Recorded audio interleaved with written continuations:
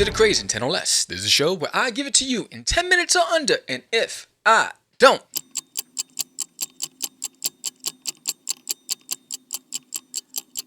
you've been here, you know how it goes. Anyway, if your fear is stronger than your intention, then it's your fear that becomes your reality. That's the topic of the day. I'm Sam the Crazy Man Vera. Stop acting up. Let's get it.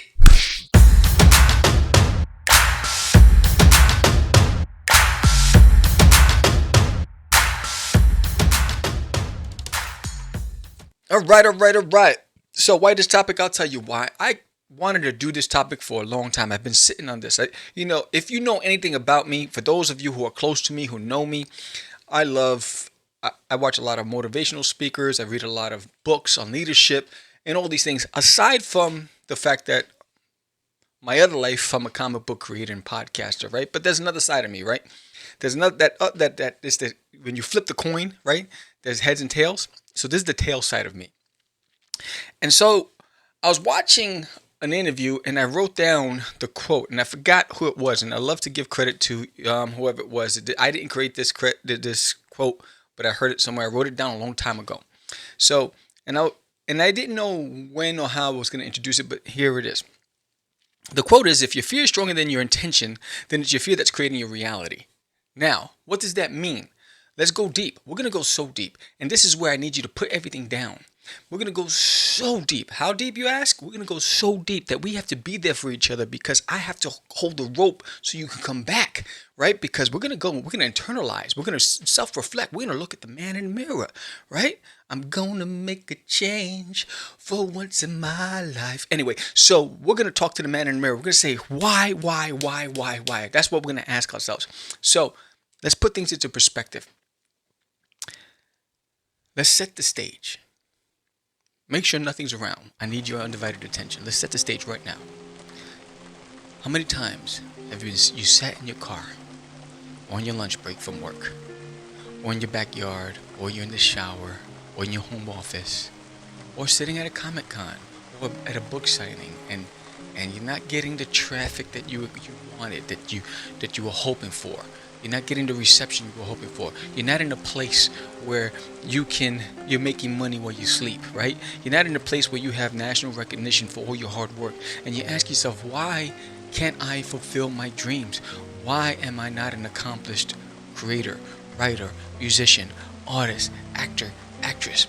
Why? Why do I have to still work for someone else? Why am I living check to check?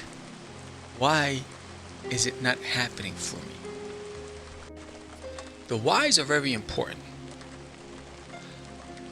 But if we're going to go deep into the abyss, the why can only be answered when you understand how you see yourself. And this is the most important part. And it's one of those things that I challenge myself all the time on. Because I go through peaks and valleys. There are moments where I know exactly what my vision is. I know what my outcome's going to be. And there's nothing stopping me from heading that way. But then there's the other side. There are moments where that fear kicks in. And that doubt comes in. And it clouds my vision. So my outcome is unclear. The journey becomes longer. Right? So there's that fear that's creating your reality. The fear of success. The fear of not being good enough. The fear of being laughed at. The fear of not fitting in. The fear of not being accepted. So because of that, we can't see who we want to become. And if we want to become that great writer, that great artist, musician, puppeteer, animator, we need to know what that looks like, and we need to be confident in our vision. So we're going to do an exercise, and I want you to sit down with me. This is where we just want to relax. So we're going to sit down and we're going to relax, and I wrote some things down to help guide me through this process with you. And again, a lot of this stuff I picked up from well-established motivational speakers and scholars. And I'm using it here today because I believe that a lot of us are in that spot, right? Where that fear of acceptance or that fear of fitting in or that fear of being good enough prevents us from really truly accomplishing our goal. Which is why that 100% effort is not there. Which is why that no holds barred, grit and grind is not there. We think it is, but then how we see ourselves impacts the outcome. So if I want you to sit down and just relax. Relax your shoulders. Relax yourself. Make sure you're sitting in a comfortable spot. Take some deep breaths. Some deep breaths. And for you comic guys out there that are laughing right now and say, Sam is losing his mind, this is for you. This is for you. So relax. Focus on my words, right? I want you to visualize yourself as the person you want to see yourself as. Who do you see yourself as? Envision it. Do you see yourself signing autographs at a book signing at Barnes & Noble with hundreds of people online just waiting to get a shot to be able to say thank you? I appreciate your work. Are you sitting at an art gallery? Are you standing in an art gallery and people are there lining up just amazed by your work and then buying your original pieces that are priced at a premium? Are you standing there at a motion picture debut of a screenplay that you wrote? What is it that you see? Who are you? Can you see it clearly? Is it clear? Is your vision clear? If it is, now I want you to write it down. I want you to get a pen and a pad and write down everything you see. And then every day, I want you to open up that pad and read it out loud while standing in front of a mirror.